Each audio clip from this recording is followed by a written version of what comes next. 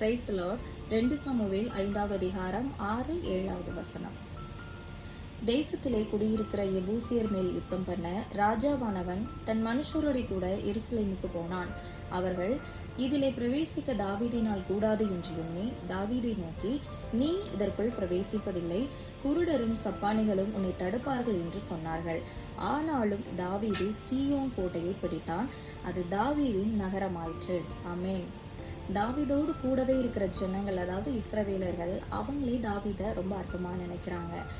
தாவீது பார்த்தீங்கன்னா, அவர் ஒரு நாள் காட்டில் ஆடு மேய்த்து கொண்டிருக்கும் போது ஒரு ஆட்டை பிடிப்பதற்காக சிங்கமும் கரடியும் அந்த இடத்துக்கு வருது. ஆனால் தாவீது அந்த ரெண்டையுமே கொன்று போட்டுறாரு, சிங்கத்தையும் கரடியும். அவ்வளோ பலம் வாய்ந்தவர். அவரை பார்த்து கூட இருக்கிற ஜனங்களை என்ன சொல்றாங்கன்னா, இது உன்னால கூடாது, நீ அதற்குள் பிரவேசிக்க மாட்டாய், குருடரும் சப்பானிகளும் உன்னை தடுப்பார்கள் என்று. எவ்வளோ தாவீது அற்பமா நினைக்கிறாங்க இல்லையா கூடவே இருக்கிற ஜனங்கள். ஆனா 7வது வசனம் என்ன சொல்லுது? ஆனாலும் தாவீது சீயோன் கோட்டையை பிடித்தான், அது தாவீதின் நகரமாயிற்று. தாவீதோட வாழ்க்கையை பார்த்தோம் அப்படின்னா, அவர் அநேக போராட்டங்களையும் வனாந்திரத்துல தான் பாதி நாட்கள் வாழ்ந்ததையும் நம்ம வேதத்துல பார்க்க முடிகிறது. சங்கீதம் 3:1-4வது வசனம். கர்த்தாவே, என் சத்துருக்கள் எவ்வளவாய் பெருகி இருக்கிறார்கள், எனக்கு விரோதமாய் எழும்புகிறவர்கள் அநேகர். தேவனிடத்தில் அவனுக்கு ரட்சிப்பு இல்லை என்று என் ஆத்துமாவை குறித்து சொல்லுகிறவர்கள் அநேகராய் இருக்கிறார்கள். ஆனாலும் கர்த்தாவே, நீர் என் கேடகமும் என் மகிமையும் என் தலையை உயர்த்துகிறவருமாய் இருக்கிறேன். நான் கர்த்தரை நோக்கி கூப்பிட்டேன், அவர் தமது பரிசுத்த பர்வதத்திலிருந்து எனக்கு செவி கொடுத்தார். அக்கிரமக்காரரை, நீங்கள் எல்லோரும் என்னை விட்டு அகன்று போங்கள்.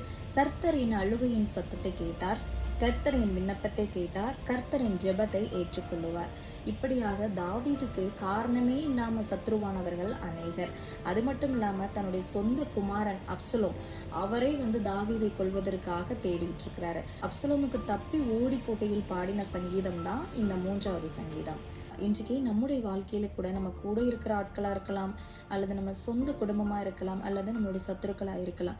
நம்மை நிந்தித்து பேசுகிற காரியங்கள் அநேகம் உண்டு. நம்ம ஒரு விஷயம் பண்ண போனா கூட, இது உன்னால முடியாது, இது உனக்கு நடக்காது, உனக்கு கிடைக்காது, நீ அதுக்கெல்லாம் தகுதி இல்லைன்னு சொல்லி நம்மள ரொம்ப டீமோட்டிவேட் பண்றது தான் இங்க அநேக பேர் நம்மளை சுத்தி இருக்கிறாங்க. ஆனாலும் அன்றைக்கு தாவீதோடு இருந்த கர்த்தர் தான் நம்மோடு கூட இருக்கிறார். 2 சாமுவேல் 5வது அதிகாரம் 10வது வசனம்.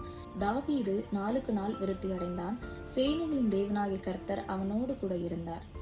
யார் என்ன வேணா சொல்லட்டும், யார் எப்படி வேணா பேசட்டும், சேனைகளின் தேவனாகிய கர்த்தர் நம்மோடு கூட இருக்கும்போது, அவர்கள் எது உன்னால கூடாதுன்னு சொன்னாங்களோ அந்த காரியத்துல ஆண்டவர் நம்முடைய கேடகமாயும் நம்முடைய மகிமையாயும் நம்முடைய தலையை உயர்த்துகிறவருமாய் இருக்கிறார். நம்ம எந்த இடத்துல வெட்கப்பட்டோமோ, யார் முன்னாடி நம்ம தலை குனிஞ்சு நின்னோமோ அவர்கள் காணும்படியாகவே, அவர்களுக்கு முன்பாகவே கர்த்தர் நம்மை கீர்த்தியும் புகழ்ச்சியுமாக வைப்பார். நீங்க அதை விசுவாசிக்கிறீங்களா? விசுவாசித்தால் தேவனுடைய மகிமையை காண்பீர்கள். கர்த்தர் தாமே இந்த மாதம் அவருடைய மகிமையை காணும்படி செய்வாராக. ஆமென்.